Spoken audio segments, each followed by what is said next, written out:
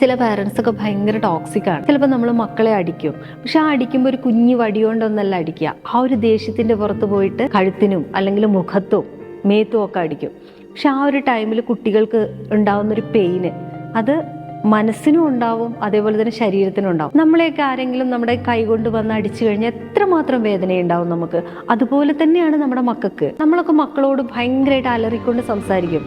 പെട്ടെന്ന് അവർ മാറുമെന്ന് വിചാരിച്ചിട്ടായിരിക്കും, അല്ലെങ്കിൽ അവർ ചെയ്യുന്ന ഒരു പ്രവൃത്തിയിൽ നിന്ന് അവർ ബാക്കോട്ട് അടിക്കും, അല്ലെങ്കിൽ ഇനി നന്നാവുമെന്ന് വിചാരിച്ചിട്ടായിരിക്കും. പാരൻസിൻ്റെ ഒക്കെ ദേഷ്യം തീർക്കാനുള്ള വെറും അടിമകളല്ല മക്കള്, അവരും ഓരോ വ്യക്തികളാണ്. നമ്മൾ അനാവശ്യമായിട്ട് അവരെ വഴക്കു പറയുമ്പോഴും എപ്പോഴും അങ്ങോട്ടനങ്ങിയാലും ഇങ്ങോട്ടനങ്ങിയാലും അവരോട് ദേഷ്യത്തോടെ സംസാരിക്കുമ്പോൾ അവർക്ക് പിന്നീട് അത് ലൈഫിൽ ഭയങ്കര ട്രോമയായിട്ട് മാറും. നമ്മൾ മക്കളെ ഓവർ കൺട്രോൾ ചെയ്യുമ്പം സ്വയം തിരിച്ചറിയാനും പ്രവർത്തിക്കാനുമുള്ള ആ ഒരു കഴിവിനെയാണ് ഇല്ലാണ്ടാക്കുന്നത്. അതുകൊണ്ട് തന്നെ നമ്മൾ അവരോട് സ്നേഹത്തോട് സംസാരിക്കുക, കാര്യങ്ങൾ ചോദിച്ച് മനസ്സിലാക്കുക, നമുക്കും അവർക്കും പറയാനുള്ള ആ ഒരു സ്പേസ് ഉണ്ടാക്കിയെടുക്കുക. അതുകൊണ്ട് തന്നെ നമ്മൾ വഴക്ക് പറയുമ്പം അവരോട് സ്നേഹത്തോടെ പറഞ്ഞ് മനസ്സിലാക്കുക, അവർക്ക് കൊടുക്കേണ്ട റെസ്പെക്റ്റ് കൊടുക്കുക.